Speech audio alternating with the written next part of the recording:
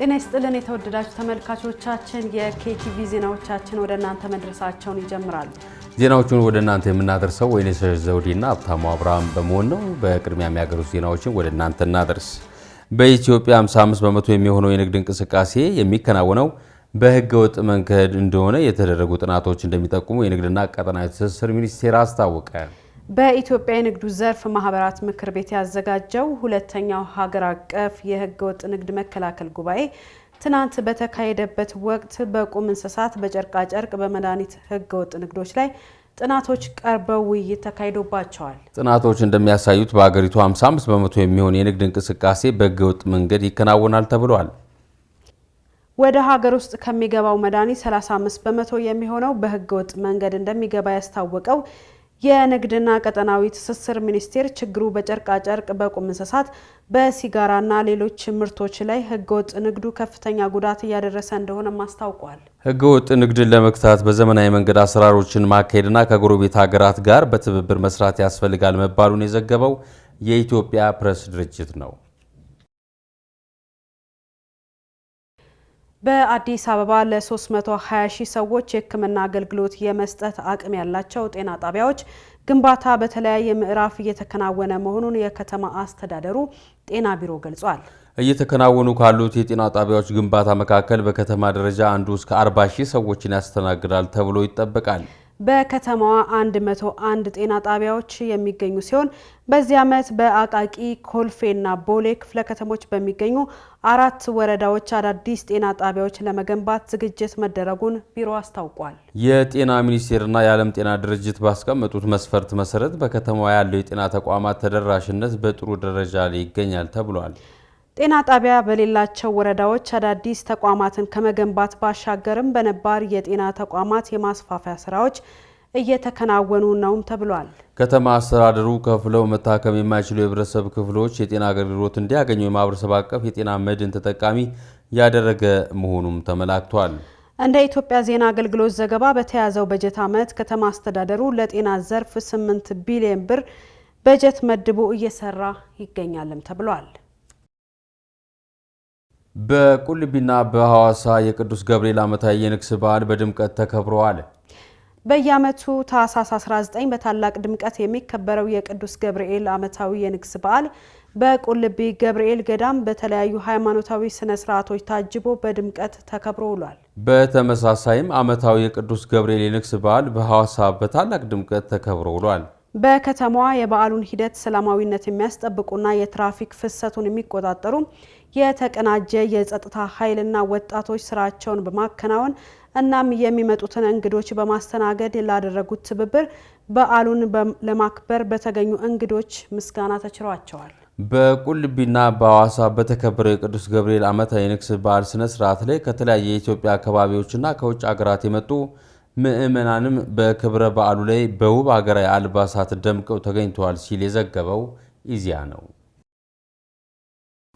እንቀጥላለን። ውድ ተመልካቾቻችን ዜናዎቻችን ከኬቲቪ ወደ እናንተ ይደርሳሉ። እንግዲህ ሀብትሽ በጎ ፍቃድ ላይ በርካታ ነገሮችን ማንሳት እንችላለን። ዓለማችን የቆመችው በበጎ ፈቃደኞች ነው የሚባልም ነገር አለና በጎ ፍቃድ በራሱ ሰዎችን ለማኖርም በተለያዩ ነገሮች ላይም ተሰማርተው ያሉ ሰዎች በነፃም በሙያቸውም ድጋፍን ያደርጋሉ፣ ያማክራሉ፣ ያግዛሉ። ስለዚህ በጎ ፈቃደኝነት በጣም መልካም መሆኑንም በስራና በተግባር የሚገለጥ ነው ማለት ነው። እውነት ነው። እንግዲህ አንቺም እንደገለጽሽው በተለይ ደግሞ በጎ ፈቃድ የሚመነጨው ከቤተሰብ ነው አስቀድሞ የሚመጣው። ከዛ ባለፈ ደግሞ የቤተሰብ ፍሬ ለጎረቤት ለሰፈር ይሆናል። ያም እያደገ ሲሄድ ነው ለሀገር የሚሆነው። ትዝ ይልሽ እንደሆነ ልጅ በነበርንበት ሰዓት ላይ እንግዲህ ለጎረቤት መላክ አለ። እሱ የበጎ ፈቃድ እንግዲህ ጅማሬው ነው ተብሎ ነው የሚታሰበው። አንዳንድ አስቸጋሪ የሚባሉ ህጻናት አልታዘዝ አልከኝ እየተባሉ እንግዲህ ለእናታቸውም እየተነገረ የሚቀጣበትም ሁኔታም አለና ያ አድጎ ጎልብቶ ነው ለትልቅ ደረጃ የሚደርሰውና በተለይ በዓለማችን ስንመለከት በርካታ እንቅስቃሴዎችና ስራዎች በተለይም ደግሞ ሀገራዊ ጉዳዮች በበጎ ፈቃድ የሚከወኑ ናቸው። ብዙ የሆነ ሀብት እንዲተርፍ እንዲሁም ደግሞ የሰው ጉልበት በገንዘብ ሲለካም ምን ያህል እንደሚያወጣ የሚታሰብበት ሁኔታ ማለና በተለይ የበጎ ፈቃድ አገልግሎት መስፋት መጎልበት እንዳለበት ይነሳል። ሁሉም ሰው እንግዲህ በጎ ፈቃድ ዘርፈ ብዙ ነው፣ መልከ ብዙ ነው። በእውቀቱ በሙያውና በገንዘቡ የሚችለውን ያክል የበጎ ፍቃድ ስራን ቢሰራ የማይፈታ የማህበረሰብ ችግር እንደማይኖር ነው እየተገለጸ የሚገኘው። እንግዲህ እዚህ ላይ ተጨማሪ ነገር የሚሰጠን ውብረስታ አግማሴ ነው። አብረን እንቆይ። በዓለም አቀፍ ደረጃ ከ1 ቢሊዮን በላይ የሚሆኑ ዜጎች በበጎ አድራጎት ስራዎች ላይ በመሳተፍ አንድነታቸውንና ሰብአዊነታቸውን እንደሚገልጹ መረጃዎች ያመላክታሉ። ዓለም አቀፍ በጎ ፈቃደኞች በተለያዩ ሀገራት በመዘዋወር በሕክምና፣ በትምህርት፣ የአየር ንብረትና አካባቢን በመጠበቅ በመሳሰሉት እውቀታቸውን፣ ልምዳቸውንም ያካፍላሉ። በዚህ ውስጥም የሀገራትን የእርስ በርስ ግንኙነት ያጠናክራሉ። የእውቀትና የባህል ሽግግርም በሀገራቱ መካከል እንዲኖር በማድረግ እንደሚታወቁ መረጃዎች ይጠቁማሉ። በሀገራችን ድር ቢያብር አንበሳ ያስር በሚለው ብሂል መሰረት ኢትዮጵያውያን በዙሪያቸው ላሉ ሰዎች በጎደላቸው ጊዜ በመሙላት በደስታም ሆነ በሀዘን ጊዜ አብረው በመሆን ያላቸውን ሳይሰስቱ በመስጠት ይታወቃሉ። ከቅርብ ጊዜ ወዲህ ደግሞ ይህ የኢትዮጵያውያን የመረዳዳትና የመተሳሰብ እሴት የበጎ አድራጎት ተግባር በሚያከናውኑ ተቋማትና በተለይም ደግሞ በክረምት የበጎ ፈቃድ አገልግሎት በኩል ጎልቶ እየወጣ ይገኛል። በሀገሪቱ የበጎ ፈቃድ አገልግሎትን በማሳደግ በኩል ትኩረት ተሰጥቶ እየተሰራበት የሚገኝ ስለመሆኑ በክረምት በጎ ፈቃድ አገልግሎት እየተከናወኑ ካሉ ተግባሮች መረዳት ይቻላል። ይህ የክረምት የበጎ ፈቃድ አገልግሎት ከጊዜ ወደ ጊዜ እየተጠናከረ መምጣቱንም መረጃዎች ያመላክታሉ። በቅርቡ ዓለም አቀፍ የበጎ ፈቃድ ቀን አከባበርን አስመልክቶ ባለፈው ዓመት ክረምት በጎ ፈቃድ አገልግሎት ላይ 21.9 ሚሊዮን ወጣቶች በበጎ ፈቃድ አገልግሎት ላይ አሳልፈዋል ተብሏል። ወጣቶቹ በሁሉም የሀገሪቱ ክፍሎች የበጎ ፈቃድ አገልግሎት የሰጡ ሲሆን 53 ሚሊዮን የሚጠጋ የማህበረሰብ ክፍልን ማገልገላቸውም ይገመታል። ይህም በገንዘብ ሲሰላ 17 ቢሊዮን ብር ይደርሳልም ተብሏል። በዚህም ወጣቶቹ አገልግሎቱን ለወጡበት ማህበረሰብ በመስጠት በኩል የማህበረሰቡን ችግሮች እንደሚፈቱና ከፍተኛ ሀብትም እንደሚያድኑ እሙን ነው። በጎ ፈቃደኞቹ በማህበራዊ ጤና አገልግሎት፣ በደም ልገሳ፣ በሆስፒታል ውስጥ በትምህርትም እንዲሁ የክረምት ትምህርት ማጠናከሪያዎችን በመስጠት የትራፊክ አገልግሎትን በማሳለጥ በችግኝ ተከላ ፕሮግራምና በአፈር ውሃና አካባቢ ጥበቃ ላይ ተሳትፈዋል። በተለይም በኮቪድ-19 ወረርሽኝ ወቅት በነበረው ስጋት ምክንያት የዓለም አቀፍ የበጎ ፈቃደኞች እንቅስቃሴ ተቀዛቅዞ የነበረ ቢሆንም በሀገር ውስጥ የነበረው የበጎ ፈቃድ አገልግሎት ግን ጎልቶ ታይቷል። በሁሉም የህብረተሰብ አካላት ላይ ስጋትና ውጥረት በተፈጠረበት በዚያ ወቅት በጎ ፈቃደኞች ህይወታቸውን አደጋ ላይ ጥለው ያላቸውን ትብብርና አብሮነት አሳይተዋል። በኢትዮጵያ እየተካሄደ ባለው በዚህ የበጎ ፈቃድ አገልግሎት ምንም አይነት ቀጥታ የገንዘብም ሆነ መሰል ክፍያዎች ሳይጠብቁ ሰዎች በራሳቸው ተነሳሽነት ጊዜያቸውን፣ ገንዘባቸውን፣ እውቀታቸውን ወይም ንብረታቸውን ለማህበረሰብ ወይም ከአካባቢያቸው ወጣ ብለው ለሀገር ብሎም በዓለም አቀፍ ደረጃ የሚያደርጉት ድጋፍ ነው። ለአብነትም በገጠሪቱ የሀገራችን ክፍል ወላጆች ጉልበታቸው ሲደክም ልጆቻቸውን በሞት ቢያጡ አሊያም በቅርባቸው ባይኖሩ በአካባቢው ያሉ ወጣቶች መሬታቸውን በማረስ እህል በመሰብሰብ ቤታቸውን በመስራትና በማደስ እና ሌሎች ተግባራትን በማከናወን ድጋፋቸውን የሚያሳዩበት ሁኔታ እንዳለ ይጠቀሳል። በአሁኑ ወቅት በኢትዮጵያ ተቋማዊ የሆነ የበጎ ፈቃድ አሰራር እየተስተዋለ መምጣቱም ይገለጻል። በሌላው ጊዜ በተበታተነ መልኩ ይታገዝ የነበረው አረጋውያንና አቅመ ደካሞችን በአንድ ጥላ ስር ተከልለው በጎ ፈቃደኞችም በተለያየ መልኩ ወደ ቦታው በመሄድ የራሳቸውን አስተዋጽኦ እንደሚያበረክቱ በሀገራችን ያሉ መርጃ ማዕከላት በማሳያነት መጥቀስ ይቻላል። በበጎ ፈቃድ ስራ ላይ ዓለም አቀፋዊ ትብብር በመፍጠር ዓለምን ለሰው ልጆች የምትመች ማድረግ እንደሚቻልም ይገለጻል።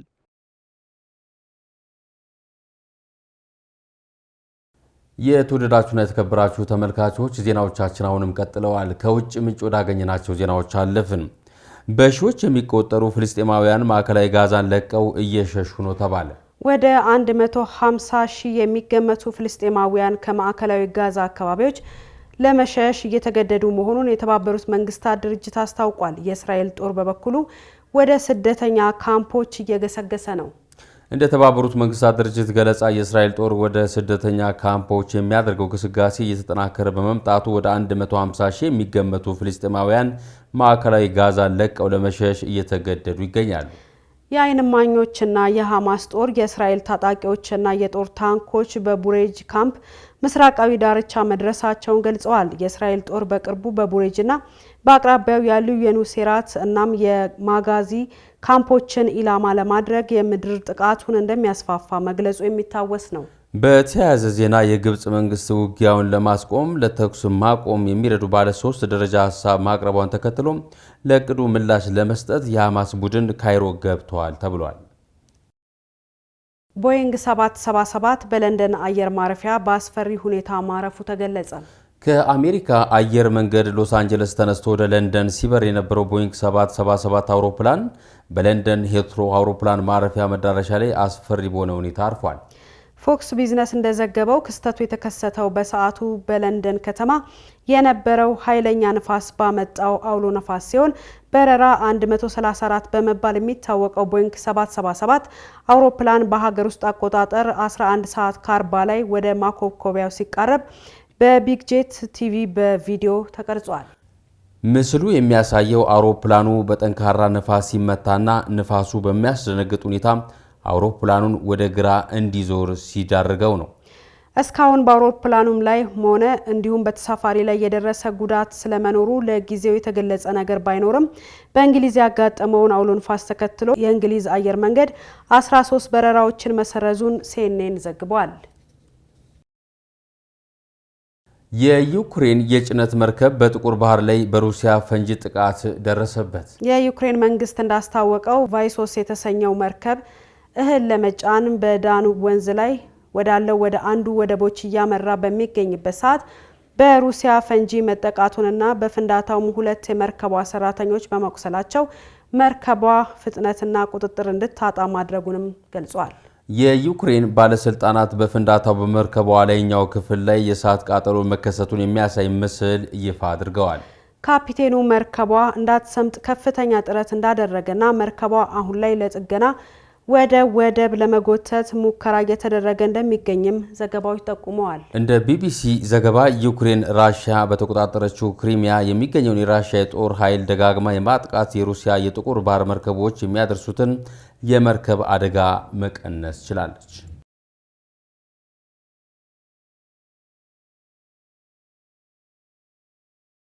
የኬቲቪ ዜናችን እንደቀጠለ ነው። ውድ ተመልካቾቻችን አሁን ደግሞ በዝርዝር የምንመለከታቸው ጉዳዮቻችን ላይ ደርሰናል። ሊጠናቀቅ 2 ቀናት በቀሩት 2023 ዓለም ከባድ ሁኔታዎችን አሳልፋለች። የዓለም የዲሞክራሲ ሁኔታ ማሽቆልቆል፣ የአሜሪካ ቻይና ውጥረት የቀጠለበት ብሎም በእስራኤል ጋዛ ጦርነት ምክንያት የትልልቅ መርከቦች መተላለፊያ ቀይ ባህር ስጋት የሰፈነበት ዓመት ነው ተብሏል። ተባብሶ የቀጠለው የሩሲያ ዩክሬን ጦርነትም ቢሆን ከ2 ዓመት በላይ የሚቀጥል ይመስላልም ተብሏል። አብርሃም በለጠ ተጨማሪ አለው። አስተዳደርም ወደ ሲቪል የመሸጋገር ተስፋው ጨልሞ በርስ በርስ ጦርነት ውስጥ የገባበት የጎረቤትነት የተከናወነበት ዓመትም ሆኗል። በዚሁ ዓመት ከሰው ሰራሽ አስተውሎት ወይም አርቲፊሻል ኢንተለጀንስ ጋር በተያያዘም በከፍተኛ ሁኔታ እያደገ መምጣቱ በአንድ በኩል ለሰው ልጆች የተሻለ ነገር ይፈጥራል የሚል ተስፋን ይበልጥ ከማሳደሩ ባሻገር የሰው ልጅ ሊቆጣጠረው ከሚችለው በላይ እያደገ በመሆኑ ሰዎችን ሊጎዳ ይችላል የሚል የቴክኖሎጂ ዓለም ጎራ ድምጽ የተሰማበት ዓመትም ነው 2023። በምጣኔ ሀብትና በዓለም አቀፍ ፉክክራቸው ፈርጣማዎቹ ዩናይትድ ስቴትስ አሜሪካና ቻይና መካከል ያለው ውጥረትም ባስ ብሎ የታየው በዚሁ ዓመት ነው። በዓመቱ መጀመሪያ ሁለቱ ሀገራት በመሪዎቻቸው ባደረጉት ውይይት ውጥረታቸው ረገብ ያለ መስሎም ነበር። ኋላ ላይ ግን ቻይና የአየር ንብረት ባሎኖች ናቸው ብትልም የቻይና መሰለያዎች ናቸው የተባሉ ፊኛዎች ወይም ባሎኖች በአሜሪካና ካናዳ ሰማይ ላይ መታየታቸው የሁለቱን ሀገራት ውጥረት እንደገና አበሶታል። ቻይና እንደ ራሷ ግዛት የምታያትን የደሴት ግዛቷን ታይዋንን በተመለከተም ብሎም በፓሲፊክ ቀጠና ፍላጎታቸውም አሜሪካና ቻይና ያላቸው ውጥረት መቀጠል የተስተዋለበት ዓመትም ነበር። የአሜሪካ ቻይና ላይ የንግድ ማዕቀቦችም እንደቀጠሉ ናቸው። የሩሲያ ዩክሬን ጦርነትም በ2023 ቀጥሎ የምዕራባውያኑ ከፍተኛ ድጋፍ ያላት ዩክሬን በከፍተኛ ውጪ መልሶ ማጥቃት ፈጽማ ሩሲያ ላይ መጀመሪያ አካባቢ ከፍተኛ ውድመት ብታደርስም አሁንም ቢሆን ሩሲያ በጦርነቷ አይላ መቀጠሏም የተስተዋለበት ዓመት ነው። ሌላው የ2023 ክስተት ከና ዓለም አቀፍ ተጽዕኖ ለ2024ም የሚተርፍ ጦስ ነው። በዓለም አቀፉ የንግድ ሰንሰለት መረበሽና በሌሎችም ከምጣኔ ሀብት ምክንያቶች ውጭ ባሉ ሰው ሰራሽ ችግሮች የቀጠለው የዋጋ ንረትም በ2023 ለዓለም ሕዝብ ከና አስጨናቂነቱ ቀጥሎ ነበር። የዓለምን ሙቀት ለመቀነስ የተያዘው እቅድ ሳይሳካ ናይጄሪያ ጊዜያቸው ባለፈባቸውና ከደረጃ በታች በሆኑ ምርቶች እየተፈተነች ነው ተባለ። ከአፍሪካ በህዝብ ብዛቷና በኢኮኖሚ አቅሟ ቀዳሚ የምትባለው ሀገር በህገ ወጥና ጊዜያቸው ያለፈባቸው ምርቶች መፈተኗ ዋጋ እያስከፈላት ነውም ተብሏል። ማዴቦ ግርማ ተጨማሪ አለው። የቴክኖሎጂ መስፋፋትና የሰዎች የመመራመር አቅም መጎልበት እውቀታቸውን አንድም ለመልካም ነገር ሲጠቀሙበት፣ በሌላ መልኩ ደግሞ ለተንኮልና ለማጭበርበር ስራ ያውሉታል። እነዚህ አጭበርባሪዎች የተለያዩ ሐሰተኛ ገንዘቦችን አሳትመው ወደ ህብረተሰቡ በማሰራጨት ገበያው ላይ ከፍተኛ ቀውስ እንዲፈጠር በማድረግ ሀገራትን ለከፋ ቀውስ ሲዳረጉም ይደመጣል። አሁን ለዕለታዊ ፍጆታ የሚውሉ ሸቀጦችን አመሳስለው በማምረትና ወደ ገበያው በማሰራጨት የተካኑ አጭበርባሪዎች እየተስፋፉ እንደሆነ በተደጋጋሚ እየተነገረ ይገኛል። በመድኃኒትና ህጻናት ምግቦች ላይ የሚስተዋሉ ጥራቱን ያልጠበቁ ምርቶችና ማጭበርበሮች ጉዳዩን ከባድ አድርጎታል። ወላጆች ለልጆቻቸው የሚገዙት የህጻናት ምግብ ላይ ጥርጣሬና ስጋት እንዲፈጠርባቸውም እያደረገ ይገኛል። ታዲያ ይህ የማጭበርበር ሂደት በጊዜ ሂደት እየዘመነ በመምጣቱ ለመለየት አስቸጋሪ ደረጃ ላይ እንደደረሰ በርካታ ማሳያዎችን መመልከት ይቻላል። ይህንን አስመልክቶ ድርጅቶች በተለያዩ ጊዜያት በድርጅታችን የንግድ ምልክት ስም ተመሳስለው የተመረቱ ምርቶች በገበያው ላይ ስለተሰራጩ ከአጭበርባሪዎች ተጠንቀቁ የሚሉ መልእክቶች ሲተላለፉ መስማት እየተለመደ መጥቷል። ጉዳዩን አስመልክቶ የህግ ክትትል እያደረግን ነው የሚሉ ማስጠንቀቂያ ያዘል መልእክቶች ሲተላለፉ ቢደመጥም መጨረሻው ግን ለህዝብ ይፋ ሲሆን ብዙም አይታይም። ይህ አሰራር በመላው ዓለም ላይ ያለ ነገር ቢሆንም አህጉር አፍሪካ ግን ከደረጃቸው በታች በሆኑ ምርቶች መስፋፋት ይበልጥ እየተፈተነች ትገኛለች። በጠንካራ ኢኮኖሚና በበርካታ የህዝብ ቁጥር የምትታወቀው ናይጄሪያ በዚህ ጉዳይ ላይ ዜጎቿ እየተቸገሩ እንደሆነ እየተነገረ ነው። ሊጠናቀቅ አንድ ቀን በቀረውና የፈረንጆቹ አዲስ ዓመት ከመግባቱ በፊት መላ እንዲበጅለት ሲሉም ህዝቦቿ እየጠየቁ ይገኛሉ። መንግስት አስፈላጊውን ክትትልና እርምጃ በመውሰድ ዜጎችን ከአጭበርባሪዎች ይታደግ በማለት ነዋሪዎች እየተማጸኑ ስለመሆኑ እየተዘገበ ነው። በሀገሪቷ እየተስፋፋ በመጣውና ከደረጃቸው በታች የሆኑ ምርቶች ላይ የማይወላውል እርምጃ ካልተወሰደ ችግሩ የከፋ ይሆናልም ተብሏል። ናሽናል ኤጀንሲ ፎር ፉድ ኤንድ ድራግ አድሚኒስትሬሽን ወይም በምህጻረ ቃሉ ናፍዳክ የተባለው የአገሪቷ ተቆጣጣሪ አካል በቅርቡ የለስላሳ መጠጦችን ጨምሮ የታሸጉ ምግቦችና ሳሙናዎች ላይ ባደረገው ክትትል በርካታ ደረጃቸውን ያልጠበቁ ምርቶች በገበያው ላይ እንደተሰራጩ ደርሼበታል ያለ ሲሆን በዚህም $750,000 የሚገመቱ ምርቶች እንዲወገዱ ተደርጓል ብሏል። በደቡባዊ ናይጄሪያ የምትገኘው አብያ ግዛት ደግሞ በብዛት ፌክ ፕሮዳክትስ የሚገኝባት ቦታ እንደሆነች የናፍዳክ መረጃ ያሳያል። እስካሁን በተደረገው የክትትል ስራ በሀገሪቷ ላይ ከሚመረቱ ምርቶች ውስጥ አጭበርባሪዎች 40 በታዋቂ ድርጅቶች ስም አመሳስለው በማምረት ወደ ገበያ ሲቀላቀሉ እንደተያዙም ተገልጿል። ከዚህ በተጨማሪም ከ240 በላይ አምራች ድርጅቶች ላይ እርምጃ እንደተወሰደ የሀገሪቷ ተቆጣጣሪ አካል ነው ናሽናል ኤጀንሲ ፎር ፉድ ኤንድ ድራግ አድሚኒስትሬሽን አሳውቋል። ይህ በእንዲህ እንዳለ ከቻይና የሚመጡ ደረጃቸውን ያልጠበቁ ምርቶች ገበያውን እየፈተነው እንደሆነም ተስተውሏል። ሮዝማሪ የተባለችውን ሸማች በማነጋገር የወጣው አንድ ዘገባ እንደሚያሳየው ከሆነ ምንም እንኳን ደረጃቸውን ያልጠበቁ ምርቶች ገበያው ላይ እንዳሉ ብናውቅም ከመግዛት ሌላ አማራጭ የለንም ስትል ትደመጣለች። ሴትዮዋ አክላም የገንዘብ አቅማችን የተዳከመ በመሆኑ ኦሪጂናል ምርቶችን የመግዛት አቅም የለንም ስትልም ትደመጣለች። በዚህም የተነሳ በርካታ ዜጎች የጤና ችግር እየገጠማቸው እንደሆነ የአገሪቷ ዶክተሮች እያሳሰቡ ይገኛሉ። ከቅርብ ጊዜ ወዲህ በክሮኒክ በሽታ ታሞ የሚመጡ ዜጎች ቁጥር እየጨመረ ስለመምጣቱ ዶክተሮቹ አክለው ገልጿል። ለዚህም እንደ ትልቅ ምክንያት የሚነሳው ጊዜያቸው ያለፈባቸውና ከደረጃቸው በታች የሆኑ ምርቶች ጥቅም ላይ በመዋላቸው ነው ተብሏል። በእንግሊዝ ያሉ የኤቲኤም ማሽኖች ከገና በፊት ከፍተኛ ገንዘብ ለግለሰቦች በመክፈል ሪከርድ መስበራቸው ተነገረ። የፖስታ ቢሮዎች በአንድ ቀን ውስጥ ግለሰቦች ከፍተኛ ገንዘብ በማውጣት ሪከርድ መስበራቸውን የፋይናንስ ተቋማቱ ቡድን አሳውቋል። ኑሩ ሀሰን ዝርዝሩን እንደሚከተለው ያቀርብልናል። በፈረንጆች መስከረም ወር ላይ በእንግሊዝ ተሰማርተው የሚገኙ ቸርቻሪዎች የገንዘብ አጠቃቀም መጨመሩን ዘገባዎች ያመለክታሉ። ባለፈው ዓመት በኖታና በሳንቲሞች የተደረጉ ግዢዎች በ10 ዓመታት ውስጥ ለመጀመሪያ ጊዜ ከፍተኛ ጭማሪ ማሳየታቸውን እየተዘገበ ይገኛል። የእንግሊዝ የችርቻሮ ኮንስትሬም ባለፈው ዓመት 19 በመቶ በኖታና በሳንቲሞች ግዢዎች የተደረጉ ሲሆን ይህም ካለፈው ዓመት 15 በመቶ እንደነበር የመረጃ ቋቶች ያስረዳሉ። የዋጋ ንረት እየጨመረ ባለበት ወቅት ሸማቾች በጀታቸውን በቅርበት በመከታተል ጭማሪው መቀስቀሱም ተገልጿል። የዋጋ ንረትን ከሚያስከትሉ ምክንያቶች አንዱ የጥሬ ገንዘብ እጥረት መሆኑ ይነገራል። ታዲያ ከገና በዓል ጥቂት ሰዓታት በፊት ብዙዎች ለተለያዩ የበዓል ግብዓት መሸመቻና ስጦታ ለመግዛት ከ62 ሚሊዮን ፓውንድ በላይ ከማሽኖቹ ግለሰቦች ገንዘብ ወጪ አድርገዋል ብሏል። በፈረንጆች የገና በዓል ባለፈው ዓመት 51.5 ሚሊዮን ፓውንድ ወጪ ማድረጋቸውን የተገለጸ ሲሆን በዘንድሮው በዓል በ10.5 ሚሊዮን ፓውንድ ከፍ በማለት ሪከርድ መስበሩን ተመላክቷል። ቡድኑ ቀደም ሲል ጥሬ ገንዘብ የኑሮ ውድነትን ከመቀነስ አኳያ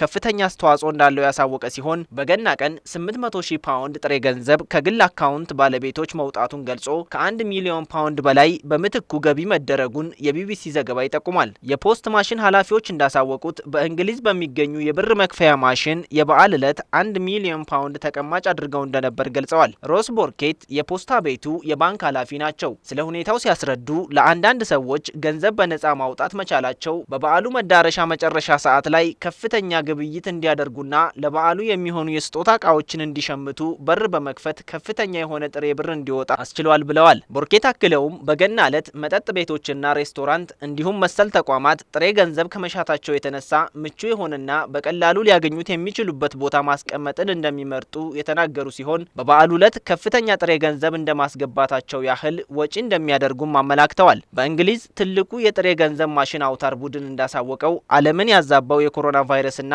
በጠቅላላው የሀገሪቱ ታሪክ ለመጀመሪያ ጊዜ ባለፈው የፈረንጆች የገና በዓል ዕለት በአንድ ቀን ከፍተኛ ጥሬ ገንዘብ ወጪ መደረጉን አሳውቋል። ከገና በፊት ያለው የመጨረሻው የስራ ቀን አርብ ዲሴምበር 22 በእንግሊዝ 460 ሚሊዮን ፓውንድ ከእንግሊዝ የገንዘብ መክፈያ ማሽኖች ወጪ መደረጋቸውን የተገለጸ ሲሆን ይህ ገንዘብ በ4 ቀናት ውስጥ ብቻ ከግለሰቦች ካዝና የወጣ መሆኑን ተነግሯል። ሊንክ አንዱ በእንግሊዝ የሚገኝ የፖስት ማሽን ሲሆን በእነዚህ ቀናት የጥሬ ገንዘብ እጥረት በመከሰቱ ግለሰቦች በአማካኝ ከ105 ፓውንድ በታች እንዲያወጡ ተደርጎ እንደነበር አመላክቷል። የሊንክ ስትራቴጂክ ዳይሬክተር የሆኑት ግራሃም ሞት ብዙ ሰዎች በገና ዕለት ሲጓዙ ለዘመዶቻቸው እንደ ስጦታ ለመስጠት በተደጋጋሚ የገንዘብ ከፋይ ማሽኖችን እንደሚጠቀሙበት ጥርጥር የለውም ብለዋል። በእንግሊዝ የገንዘብ ከፋይ ማሽኖች በየወሩ 3.3 ቢሊዮን ፓውንድ በጥሬ ገንዘብ እንደሚያስተናግዱ ቢቢሲ በዘገባው ያሰፈረ ሲሆን በዚህ ዓመት ግለሰቦች በከፍተኛ ደረጃ ጥሬ ገንዘብ እያወጡ እንደሆነ አመላክቷል። በእንግሊዝ የሚገኘው የፖስት ማሽን ቡድን እንዳሳወቀው የኑሮ ውድነቱ እየጨመረ በመምጣቱ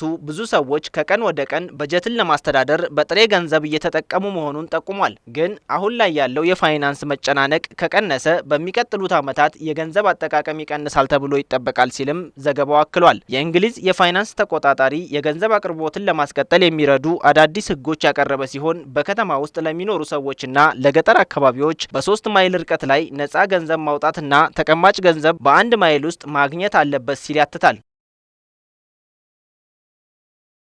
የቻይናው ዠሚ የስማርትፎን አምራች ድርጅት እንደ ፖርሽ እና ቴስላ የመሳሰሉ መኪና የመገንባት ህልሙን እውን ሊያደርግ መሆኑ ተገለጸ። ሊጁን የኩባንያው ዋና ስራ አስፈጻሚ እንደተናገሩት በሚቀጥሉት 15 እና 20 ዓመታት ውስጥ ከዓለማችን 5 ታዋቂ አውቶሞቢል አምራቾች መካከል እንደሚሆኑ ተናግረዋል። ኤዳና ሰለሞን ዝርዝር ይዛበታለች። ዣሚ ኩባንያ በ2010 ቤልጂንግ ውስጥ በቢሊዮነር ሊጁን እና ከ6 ባልደረቦች ጋር በመሆን ያቋቋሙት ድርጅት ነው። ኩባንያው የዓለም ምርጥ ስማርትፎን አምራቾች ተርታ ለመመደብ የበቃም ነው። ዣሚ ኩባንያ ለገበያው በፈጠራ ቴክኖሎጂው የተሻለ እና ዋጋውን ያመጣጠነ ጥሬ ዕቃ ለማህበረሰቡ እንዲያገኙ ለማድረግ ያለማቋረጥ አስደናቂ ምርቶችን በታማኝነት ይገነባል። በአውሮፓውያን አቆጣጠር በ2021 ኩባንያው በዓለም ላይ ሁለተኛው ትልቅ የስማርትፎን ስሪት ሆኗል። እንዲሁም በአውሮፓ ውስጥ ለመጀመሪያ ጊዜ አፕልን በመብለጥ በአውሮፓ ውስጥ ሁለተኛው ትልቅ የስልክ ድርጅት ያደርገዋል። በ2023 የተጣራ ዋጋው 50.30 ቢሊዮን ዶላር እንዳለው እና በአንድ ዓመት ውስጥ የገበያ ጣሪያው በ45 በመቶ መጨመሩም ተዘግቧል።